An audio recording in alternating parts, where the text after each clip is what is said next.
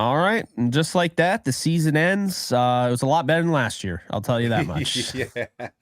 Sheesh, bro. I know there's a lot of emotions, Jake. I saw you tweeting. I know we got a guest coming on later today, but we had to hop on early, Jake, and just share our thoughts because brutal game. 1 point loss, unfortunately. Hey, that's how the cookie crumbles. The Rams had a great fight, and now we're fighting in Cancun, unfortunately. We're in Cancun, we're on vacation. It's sad, but it's the truth. Jake, how are you feeling, brother? Um, Ready to fight somebody? I mean, I'll never, say I'll throw up my fists. Fighting over a game is ridiculous. Right. Not physically. I'll just say this. Thank you to everybody that supported us all year long, whether you watched us on TV, on Bally's, or you listen to us via audio, or you watch this on YouTube. You guys are so awesome. We can't even. I'm crying. Y'all not crying for this loss. By the way, this is me crying from the loss. No, I just I gotta start off with that because I'll say this. I am so disappointed in the Lions fans. Like so disappointed. I can't stress it enough. Wait. No, I can't. Wait, Jake, wait. Why are you disappointed in the Lions fans? Because I thought they were absolute garbage towards Stafford. And it's one thing during the game. Well, when he gets knocked down and looks like he got concussed because it was a late hit that they didn't call. They only call those on Jared Goff. He's led the league the last 3 years. He's been top 2. He got his arm stepped on. His shoulder was stepped on. He got hit twice. No call. But that was the theme of it. The Higbee knee. The Higbee was brutal. Knee. Yeah. Nakua getting like soul snatched. Like, yeah, bro. They were Kyron Williams. I mean, the forearm to the flying forearm, like the guy was, coming off the top rope in WWE. They were out for blood, bro. Hey, yeah. The Lions, they were out for blood. And to be honest, when you're going to war to playoffs, no friends, no nothing. You're not my friend today. Just because Matthew Stafford played at that stadium, that doesn't. He used to. He's not our friend today. Today, Matthew Stafford's the enemy, and that's how they acted. And it's very unfortunate, Jake. But that's ball, bro. Like that's ball. And if at the end of the day, that fan base is gonna be that fan base. We're the Rams. Well, next year we're gonna have to put it to them. At the end of the day, I think this is the new rivalry, man. I think this is like we saw Rams Saints, and then the Rams shut that down really quickly in 2019. No, Rams. Shut that down. Shut that down. Put that in its place. I was at that game. All the Saints fans were cheering. Knocked Drew Brees out of the game, and Teddy Bridgewater came in. That was a blowout. But no, put that in its place. The Lions. What about 49ers? What about 49ers? Those Seahawks. What about those? I mean, there's still rivalries. You know what I mean? Like the 49ers are still, yeah. But I think the Lions, they add them on. I mean, we saw. I'll say this. Let me ask you this, okay? Mm-hmm. Talk to me. Find me, or I'll just ask you, right? Yeah. How many times this year did you see multiple players on the Rams go into the blue tent to get evaluated for a concussion? This one was 3 people. 4. 4, and I have not seen it, brother. I've never seen it. I've never seen it. I haven't seen it. I thought the Ravens game, there were some head. I mean, we saw, someone tried to rip off Davis Allen's, not his helmet, like literally his head. We saw that. We saw, the Niners, Dre Greenlaw, one of the dirtiest players in the league. Why you say the Niners? But that's how you know that's a real rivalry, because you were like, you want to. The Niners. Well, I know. I mean, like Dre Greenlaw, like everyone knows. Like, guy tried to snap. He tried to like John Wick Cam Akers in the NFC title game. He got to fight the Eagles. What was it? The strength coach got kicked out of the game, right? Because it's a security guard. The Eagles security guard got kicked out because he was beefing with Dre Greenlaw. Yeah, he got punched by Dre Greenlaw. And he got all right. Whatever, man. We call that assault when it's not on the gridiron, but all right. Hey, Dre Greenlaw, he's one of the best. He's a gangster, Jake. We know that. We put him in the top 10. To be fair, the Rams, we need some like Ernest Jones. We need a gangster like Ernest Jones, like Dre. We need somebody like that. I don't know. Quan Alexander, Levante David, Devin White. I'll take any one of those guys. So I'm a little biased. I played with them, but we need somebody that can, they're not taking cheap shots. They're not taking cheap shots. Yeah, I think that's So going back to the Lions fans, the reason why I'm disappointed, I He's like, let's rooted. go back. I was like, they're easy to root for. Like since 2021, since the trade was made, I was like, I'm rooting for them. I'm rooting for Brockers. I'm rooting for, Goff. I'm rooting for just all of them. Brad Holmes and Brad Holmes, Aubrey yeah. Pleasant. And Yeah, then he's a and good Josh guy. Reynolds to a degree. Yeah. But I'll say this: that's done. I don't Jake, have what do you mean it's any. done? Are you breaking up with the Lions, Jake? Well, I think He a said, lot of Rams fans I'm are. through with you, Lions. It's not just how the fans acted on social media because it was appalling. I mean, you have my other Worse co-host than on another worse than the show 40, getting threats, worse but than the 49ers? oh yeah, I've never seen anything like it. Talking about the Lions? Yeah, but what I'm going to say is that the Wow. Lions fans, I'm surprised. and I don't know if you're aware of this, but first off, they were cheering when Stafford got knocked down. Like, what do you mean knocked down? Like before they stepped on his arm?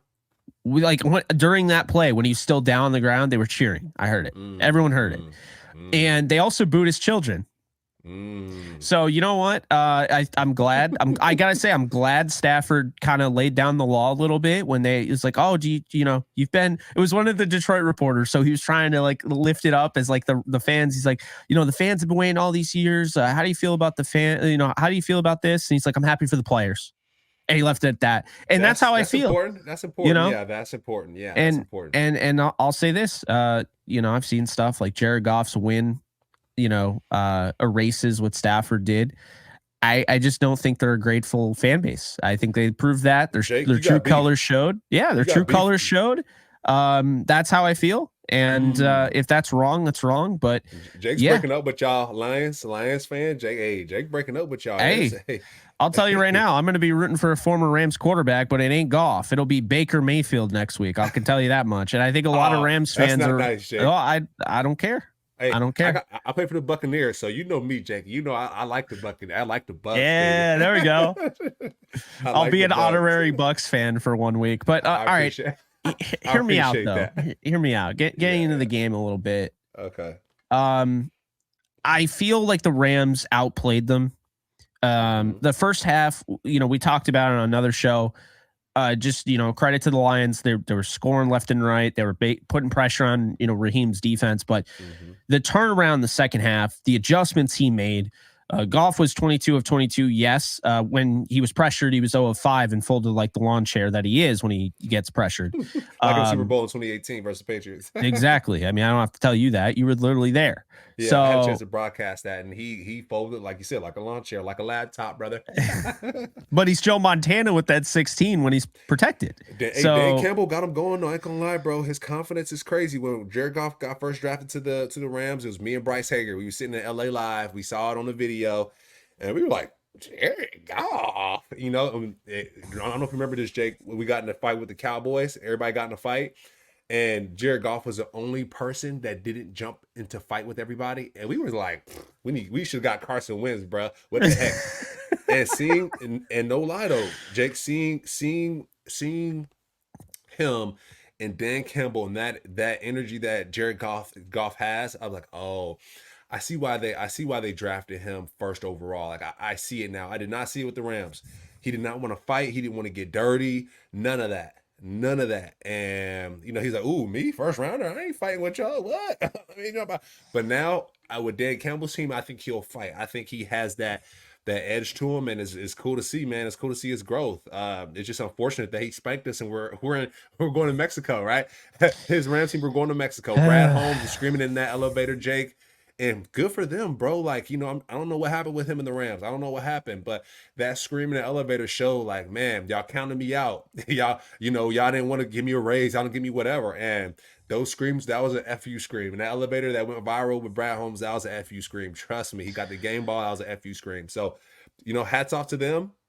We'll see you next year, bro. Like, probably on Thanksgiving. The Rams will probably play on Thanksgiving for the first time. And don't put Michael Hoyt on your best receivers in the end zone, bro. Cover 3. Don't do it, Jake. I've been on this podcast multiple times talking about Michael Hoyt covering people, and I told you, I said somebody's going to recognize that in the playoffs, and somebody's going to take advantage. Well, they did. The Rams were in cover 3. Michael Hoyt has the second receiver, and they broke out in that formation. He was on Sam Laporta. And got smoked again. And then he was on Amon-Ra St. Brown, and he got smoked again. I'm like, bro, You don't think the Lions are watching what we watch? Ben Johnson, you don't think Ben Johnson's looking at what we watch? How are you gonna? Sorry, No, I was about to get hot, bro. I was about to get hot all over again, bro. Because Jake, I'm not saying we deserve to lose that game, but to have a defensive end on Sam Laporta, Jake, he broke every rookie tight end record in the NFL. And Amon-Ra St. Brown is a top 10 wide receiver in the NFL. Why would you have a coverage where your defensive end ends up on them? And and that's why we lost the game, Raheem. Sorry, I know you talk about Raheem Morris, but bro, that's been our Achilles heel. I know folks aren't really biblical like that. Not everybody is a spiritual, but it's talked about that in the Bible with one of the characters and his long hair, and the key to killing him was cutting his hair. For us, is that curl flat play with Michael Hoyt. That was our Achilles heel. And if come on, bro. And Jake, I know you're frustrated, but that you should be frustrated because of that. It's because we couldn't stop the run, which we always talk about. And and Michael Hoyt stopped him in the second half. Couldn't run the ball at all. Jake, it's the playoffs, bro. The first play of the game, you get 5-10 yards on the run. It's like, no, I get it. You can't win football like that. It was that type of game with the shootouts. I think if anything, it's not even Michael Hoyt, because the Michael Hoyt thing allows them to do other things and allows them to. They scored a touchdown with Michael Hoyt covering them, bro. Jake, when I played for the Rams, we said this. Think about Monopoly money. You take Monopoly, Mm-hmm. Jake. You get Monopoly money, I get Monopoly money. And in practice, if you allow a touchdown, you got to give somebody the pot $500. But if you get an interception or deflected pass, you get Monopoly money. That's in practice, Jake. And so you get to a game, you have that same concept, and you got your defensive end covering the best tight end in probably NFL history as a rookie.